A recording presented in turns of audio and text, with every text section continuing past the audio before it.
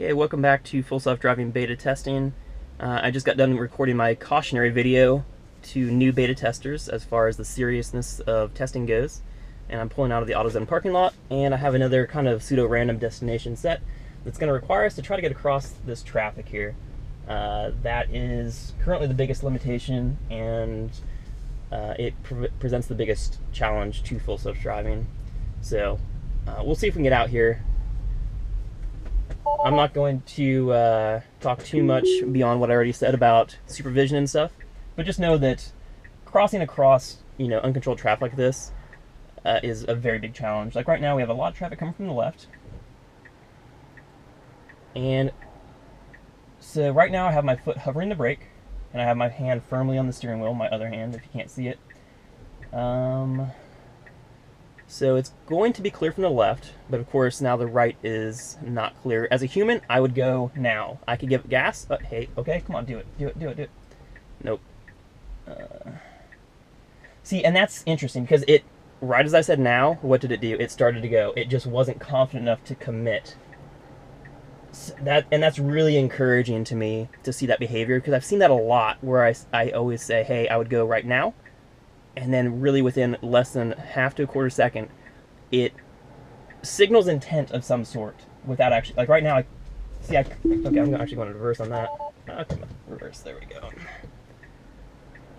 So once again, I could have gone there if I would have been aggressive. Like as a human driver, if I would have been aggressive, I could have gone there.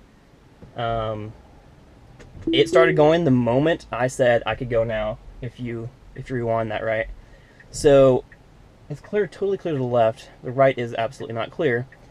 So those type of events are very, very interesting to me, because if the car would just commit in those situations, see, like right now I don't even know why it's nosing out. I'm just gonna pull my nose back here.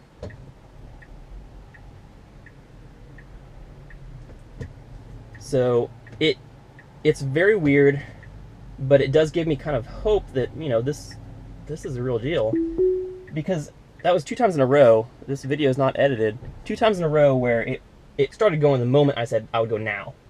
It just didn't commit to it. So if we can just get the car to commit, like I could zoom out after this Prius. It didn't go there, but I could have, in theory, gotten out between that car and this car. Okay, it's totally clear to the right. I could go now. You know what? I'm just going to press the accelerator right now and give it the signal, okay? I didn't have to be that aggressive even on the accelerator. Okay, I'm off the accelerator. So, I don't know if that's valuable. Maybe I should be doing that more often. Maybe in situations where I see a gap, I should just hit the accelerator and override it and tell it go now. Maybe that would be super valuable.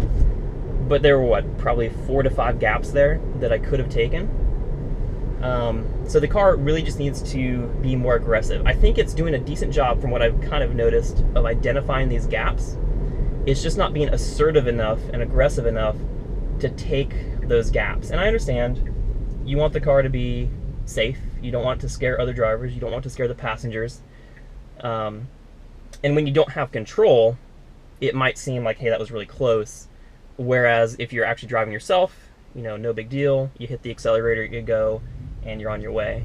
So there's definitely a balance there between being too aggressive and scaring everyone, and not aggressive enough and not being able to actually get anything done. So, like right now, we're trying to get over into the right there. We have a whole line of cars here, and now the turn signal's off. So just so you know, my foot right now is hovering basically on the right edge of the brake pedal. So I have good access to either see, we can't get over there. That's too close to the gap. I can't do that. It was trying to merge between these cars, but there was no way. It was, it might have been possible, but it would have been almost no clearance. Okay, so like right now we're pretty tight. Oof, okay. Yeah, we're not making this turn, car, sorry. It's trying to get into this turn-only lane here. If someone's really nice. And also our wheel's kind of pointed to the left, which is strange.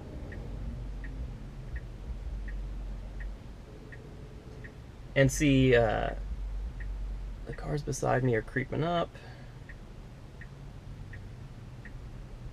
Let's see what happens. If it were me, I would just bail and go straight, right? So it's super weird. See, this guy's honking at me. It's awkward. Like I've said in the past, it's super awkward. And I mean, you're gonna feel super weird about this, right?